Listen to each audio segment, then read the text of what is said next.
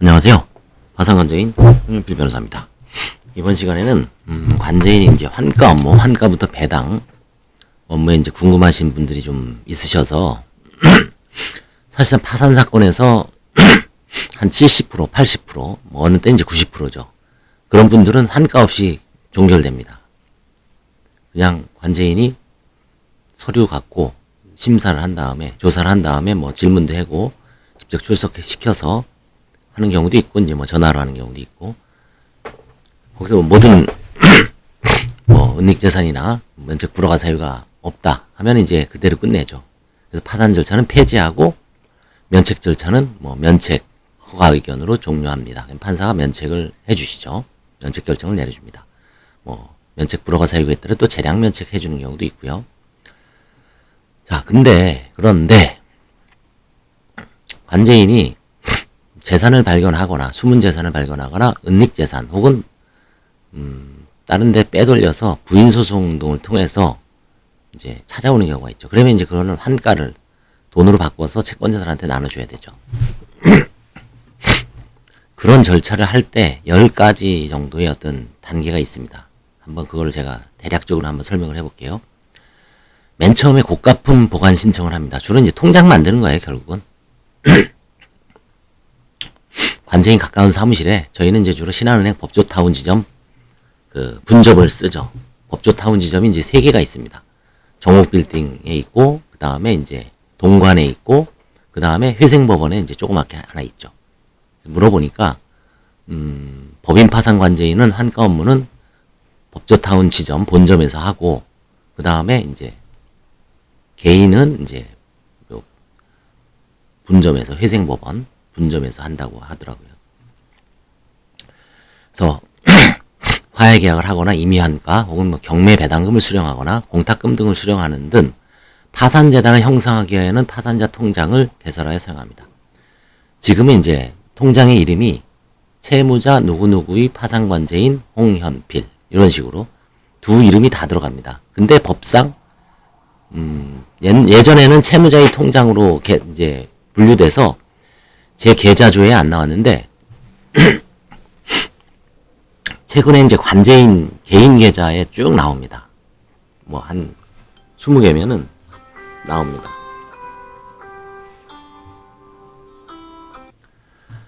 하여튼 고가품 보관 신청은 이제 가까운 은행에 한다. 그 다음에 이제 재단 채권을 확인합니다. 왜냐하면 통장 개설 시점에 미리 재단 채권을 파악하면 불필요한 채권조사, 채권조사는 파산 채권을 조사하는 겁니다. 재단 채권, 파산 채권에 대해서 우선적으로 변제하는 뭐 국세, 지방세, 4대 보험료, 그 다음에 이제 뭐 장애인 고용법상의 그 이행강제금 이런 거가 이제 전형적인 그 재단 채권인데 면책도 안 되죠. 이런 경우는. 그런 경우에는 재단, 예를 들어서 재산을 한 1,000만 원 정도 환가했는데 세금이 3,000만 원이에요. 그러면 채권 조사를 할 필요가 없죠. 그럴 때 대비해서 재단 채권, 주로 이제 국세, 지방세, 4대 보험입니다. 미리 채무자한테 다녀오라고 하죠. 국세는 세무서에 갔다 오고, 그 다음에 지방세는 해당 자치단체, 시군구, 구청을 가라고 하죠. 그 다음에 이제 4대 보험료는 건강보험공단만 가면 됩니다. 거기서 모든 체납 업무는 건강보험공단에서 합니다. 국민연금 따로 안 하죠. 그래서 이제 화해계약이 체결되면 판사의 허가를 받습니다. 화해계약. 다음에 이제 뭐 화해계약일 수도 있고 매매계약일 수도 있어. 뭐 부동산 같은 경우, 자동차 같은 경우는 공매 절차로 인한 매각을 할 수도 있고 뭐 적정한 자를 선정해서 수의 매각을 할 수 있으나 판사의 허가를 받아야 됩니다. 그 다음에 이제 환가가 다 완료되면 채권 조사를 해달라고 법원에다 기일 지정 신청을 합니다. 기일 지정 신청을 하면 판사가 기일 지정 결정을 하고 채권 조사 기간을 설정하고 이의 기간도 설정합니다. 채권 조사 예를 들어서 뭐 지금 하면은 이제 1월 11일 정도에 아마 채권 조사를 할 겁니다. 그러면 1월 10일에서 7일 빼면 1월 4일까지 채권 신고를 하고 채권 조사는 1월 11일로 정합니다. 그 다음에 이제 관제인이 하는 업무가 채권 신고 안내문을 이제 작성해야 됩니다. 이제 파일로 돼 있어요. 파일로 돼 있어서 이제 사건 번호하고 그 날짜, 그 다음에 채무자 이름 이런 것만 좀 컨트롤 F2로 바꿔 컨트롤 F로 바꾸죠. 그래서 그 신고 안내문을 작성해서 이거는 채권 신고 안내문은 작성 주체는 이제 저희가 법원을 도와주는 의미에서 저희가 하지만 발송은 법원에서 합니다. 그래서 실무관에게 이제 이메일로 발송하면 실무관이 출력을 해서 거기다가 이제 뭐 법원 도장을 직인을 찍어서 각 채권자들한테 쭉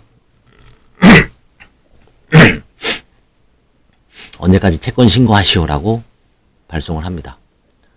채권 신고를 했는데 채권 신고 안내문을 보냄에도 불구하고 신고를 안 하는 채권자도 꽤 있습니다. 뭐 나름대로 이제 회사의 어떤 여러 가지 사정인지 몰라도 아니면 양도됐다든지 아니면 뭐 소각 처리했다든지 뭐 그런 경우가 있기 때문에 아니면 뭐 소멸시효가 완료돼서 관리를 안 한다는 통보도 오기도 합니다. 아무튼 채권 신고 안내를 법원에서 이제 발송을 합니다. 그래서 이제 11월 만약에 제가 이제 11월 9일날 채권 조사를 하는데 11월 2일 어제죠. 엊그저께 이제 다 수집을 합니다. 뭐 어떤 채권 어떤 사안은 2명만 신고한 경우도 있고 3명 신고한 경우도 있고 어떤 거는 10명 신고한 경우도 있고 8명 보통 한 5명에서 7명 정도 신고하죠. 그러면 이제 그 신고 안내문을 다 출력을 합니다.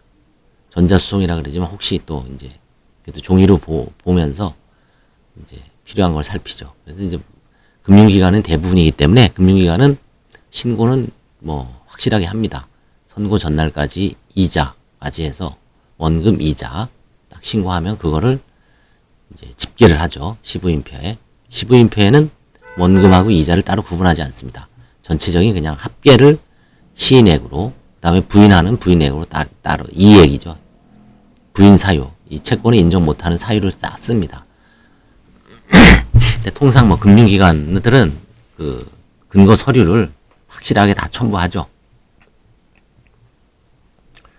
뭐 판결문이라든지, 그 다음에 뭐 양수, 채권 양수 계약서라든지, 그 다음에 뭐 카드 매출 전표라든지, 시부인표를 제출합니다. 시부인표는 옛날에는 한글 파일만 제출하면 됐는데, 법원에 이제 시부인표가 따로 있죠. 철로 보관되어 있는데, 지금은 이제 전자수송 시대니까, 한글 HWP 파일을 원본을 제출하고, CSV 파일이라는 게 있습니다. 아마 이거는 뭐 엑셀에 대해서 정확하게 잘 모르겠지만 수식을 입력하는 파일 같더라고요. 이름도 물론 뭐 그래서 CSV 파일을 입력을 해야 됩니다. 근데 그게 잘못 기재가 되면 첨부가 안 돼서 어제 제가 이제 보니까 상당히 헤맸는데 구글 크롬에서는 메시지가 잘 안 뜨고 인터넷 익스플로어에서는 이제 메시지가 뜨더라고요. 뭐가 어떤 부분이 잘못됐는지. 그래서 인터넷 익스플로어에서 입력을 하고 첨부를 하는 게 아마 도움이 될 것 같아요. 그 다음에 이제 관제인 보수 신청을 합니다. 보수 결정에 의한 소명 자료. 관제인이 어떠한 업무를 수행했는지를 법원에다가 이제 소명을 합니다. 그리고 이제 동시에 예납금 재단 편입 신청을 합니다. 예납금은 이제 채무자가 최초에 납입했던 돈이죠. 30만원, 50만원, 100만원, 200만원. 그 돈도 일단 파산재단에 편입을 시켜서 환가하는 데 사용을 하죠. 그래서 보수 결정은 이제 뭐 소송을 했다든지 뭐 매각 공고를 했다든지 그걸 이제 간략하게 기재를 합니다. 그 다음에 이제 여기서 이제 환가까지 다 하고 보수까지 다 했는데 이제 경우의 수가 또 나뉘죠. 재단 채권만 변제하고 끝나는 경우도 있죠. 이때는 재단 채권 승인 신청하고 재단 채권 변제 후 바로 폐지합니다. 채권자 배당 절차가 없습니다. 6-1 여기 있죠. 대부분의 사건은 6-2죠. 채무 배당 허가 신청을 하고 채권자 배당 절차가 있습니다. 그 다음에 이제 여기서 이제 뭐 최후 배당 제외 기간 결정하고 배당 절차를 이제 설정을 합니다. 판사가. 그 다음에 이제 임치금 반환. 파산 계좌에 보관되어 있는 돈을 반환 받아서 계좌도 동시에 해지해서 그 돈을 채권자들한테 계좌로 쫙 뿌려줍니다. 그걸 계좌 해지 허가한 후에 합니다.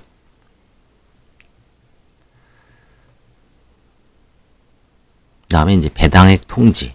채권자들에게 배당액을 팩스로 통지해 줍니다. 사실 이 7번하고 8-1은 같은 날 하죠. 개지 허가를 하고 동시에 배당액 통지를 하고 실제 배당은 이제 한 2주 후에 합니다. 2주 후에. 신한은행에 가서 배당금을 입금하고 영수증 같은, 이건 관제인이 하는 게 아니라 은행 직원들이 합니다.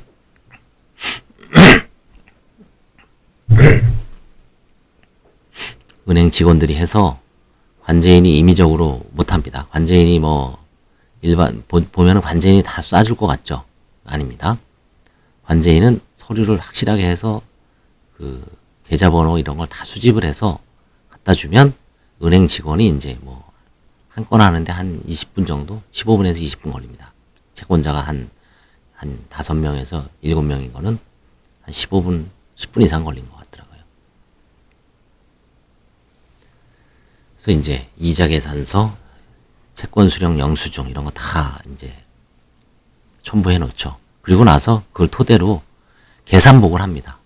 그동안 파산재단을 관제인 보수 영수증 제출하고, 그 다음에 재단 채권 낸 영수증, 그 다음에 이자 계산서, 그 다음에 채권자들의 어떤 송금 의뢰서와 돈을 받았다는 영수증을 다 첨부해서 어떻게 돈을 사용했습니다라고 법원에 계산보고를 합니다. 임무종료죠.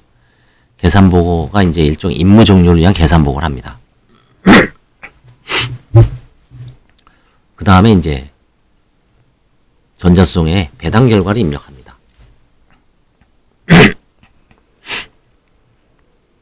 배당액을 기재하는 거죠. 누구한테 얼마 주고 얼마 남았다. 누구한테 얼마 주고 얼마 남았다. 이걸 일일이 다 이제 옛날에 엑셀로 했는데 지금 전자소송에서는 수기가 아니라 이제 이렇게 칸별로 기재하게 되어 있습니다.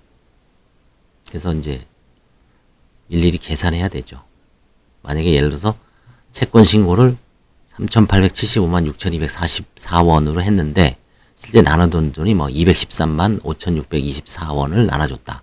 그럼 그 앞에 3,000 얼마에서 213을 빼고 남은 3,600 얼마를 이제 일일이 그 컴퓨터에다가 전자수송란에다가 입력을 해야 됩니다. 좀 번거롭게 돼 있어요.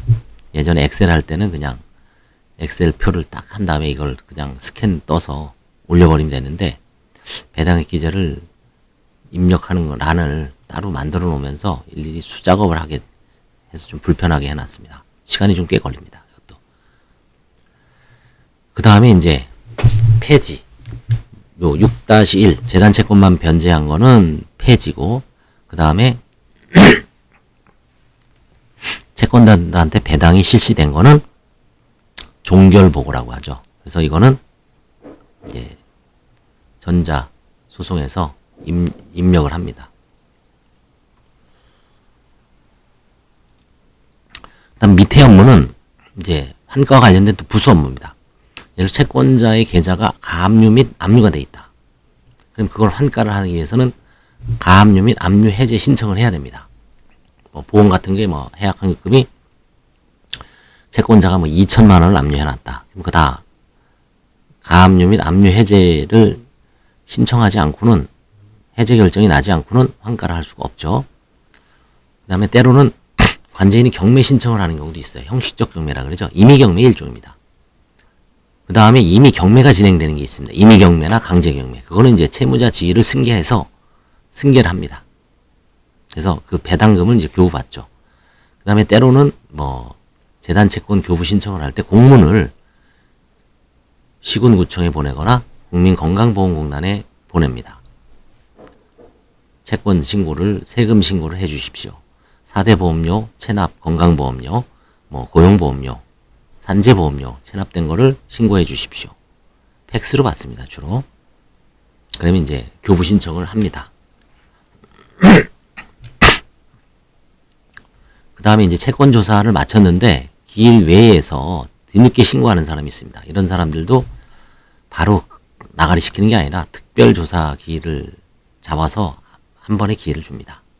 지금 특별 조사 기일을 잡는 채권자는 이제 그 송달료를 납부해야 됩니다. 10만 원 정도를 뭐 한 7명 정도면 한 10만 원 정도 납부하죠. 그 다음에 기타 허가 및 신청, 참고 자료, 등기는 파산 기입 등기를 보통 저는 잘 안 하는데 FM대로 하면 해야죠. 파산 기입 등기. 그 다음에 나중에 또 말소 촉탁 등기. 그죠? 그 다음에 대법원 사이트에다가 매각 공고 신청도 하죠. 그 다음에 이제 선고 목록. 이런 식으로 해서 환가 절차는 1번부터 한 11번까지. 요쭉 전형적인 순서입니다. 1번부터 10번까지. 어떻게 보면 이제 업무가 많죠. 그죠? 일일이 다 체크해야 됩니다. 여기서 하나라도 빠지면은 전진이 안 돼요. 앞으로 전진이 안 됩니다.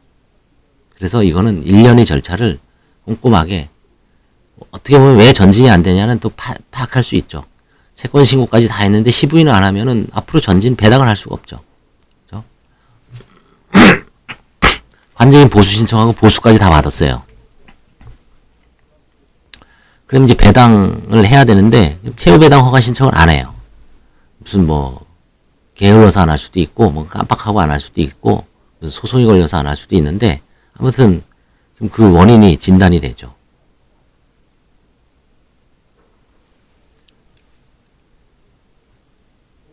그 다음에 이제 돈을 다 나눠주고는 계산 보고를 안 할 수가 없습니다. 계산 보고를 해야 됩니다. 일일이 스캔 떠서 그 영수증, 이자 계산서, 채권 수령 영수증 및 송금일에서 다 스캔 떠서 첨부를 해야 됩니다. 계산 보고서에. 거의 전자소송은 스캐너가 가장 중요하죠. 스캔이 가장 중요합니다. 스캔에서 시작해서 스캔으로 끝납니다. 그래서 좋은 스캐너를 보유하고 있어야 됩니다. 사무실에. 거의 업무의 거의 90%가 스캔이죠. 이 파산 업무는. 뭐, 물론 이제 컴퓨터 앞에서 이제 HWP로 입력을 하고 무슨 뭐 엑셀 작업을 하는 경우도 있지만, 작업한 거를 이제 결국은 법원에 내는 거는 스캔이죠. 스캔. 첨부 서류. 전부 스캔입니다. 스캔은 또 10MB 이상은 안 올라가죠. 따로 올려야죠. 그래서 그거를 잘 봐야 됩니다. 그래서 칼라 같은 거는 전부 흑백으로 바꿔서 첨부하죠. 그러니까 딱 지정 안 했다가 결국 2번 스캔 뜨더라고요. 그래서 늘 흑백으로 이제 올립니다. 흑백으로 안 올리면 엄청나게 쪼개서 올려야 되죠. 이게 이제 늘상 한 20-30% 하는 한가 업무, 한가 사건 70-80%가 이제 면책받고 한가 없이 끝나는데 20-30% 정도는 이제 환가를 하죠. 환가 사건의 어떤 절차였습니다. 그래서 본인 사건이 환가 사건이다 그러면 어느 정도 위치에 있는지, 이거는 다 이제 기일 지정 사건을 조회하면 다 나오죠. 관제인이 뭐 고가품 보감 신청했다. 그 다음에 뭐 화해계약 허가했다. 그 다음에 매매계약서를 제출했다. 채권조사 기일 지정 신청을 했다. 이게 다 사건 번호에 뜹니다. 사건 번호를 검색을 해서 사건 검색을 하면 다 뜹니다. 물론 안 뜨는 것도 있어요. 일도 뭐 임치금 반환 허가 이런 거, 배당액 통지, 신한은행 배당 실시. 그렇지만 최후배당 허가 신청, 재단채권, 그 다음에 뭐 계산보고서 이런 거 다 뜨죠. 그래서 폐지보고, 종결보고, 채권조사기일 다 뜨죠. 그래서 내 사건이 어느 정도 위치에 있고 앞으로 얼마 정도 걸리는지 요 시부인표부터 돈이 다 들어왔다는 전제에 시부인부터 폐지까지는 약 2달 정도 걸립니다. 그래서 이번 달 11월 9일 날 채권조사를 하고 돈을 다 납부를 했어요. 그럼 내 사건은 2달 후인 1월 11일쯤에 끝날 것이다 라고 예측해 볼 수 있습니다. 특별한 무슨 뭐 중간에 채권자가 뭐 이의를 하거나 뭐 배당에 대해서 이의를 하면 모를까. 저번에 채권자가 배당에서 이의를 제기한 게 있습니다. 그래서 저도 처음 당해봤는데, 그래서 배당이 이제 한 달 정도 늦어졌습니다. 근데 결국은 이번에 11월에 끝났습니다. 끝납니다. 늦어져 봐야 한 달입니다. 그렇죠? 그래서 내 사건이 채권 시부인이 맞춰졌다. 채권 조사가 맞춰졌다. 채권 조사를 채권 시부인이라고 합니다. 이제 그 입력 표현은 채권 조사 절차라 그러죠. 그래서 채권 시부인, 채권 조사가 맞춰진 날로부터 2달 후에 끝날 것이다라고 예측을 해볼 수가 있습니다. 그러니까 빨리 끝내려면 결국은 시부인이 빨리 끝내야 되고 당사자는 채무자는 아니면 이해관계인은 환가 절차에서 뭐 화해계약으로 정한 돈을 빨리 납부하죠. 그래서 화해가 안 되고 부인 소송으로 길게 가는 거는 뭐 그건 이제 세월아 내월하죠. 1년, 2년, 3년, 5년 걸리는 사건도 있습니다. 5년. 저도 지금 경매 때문에 지금 2년간 2021년, 2021년, 한 2년째 진행되고 있는 게 있습니다. 2년째. 그건 뭐 경매가 끝나야지 이제 끝나는 사건입니다. 이상 그 환가의 대략적인 절차에 대해서 알아봤습니다. 감사합니다.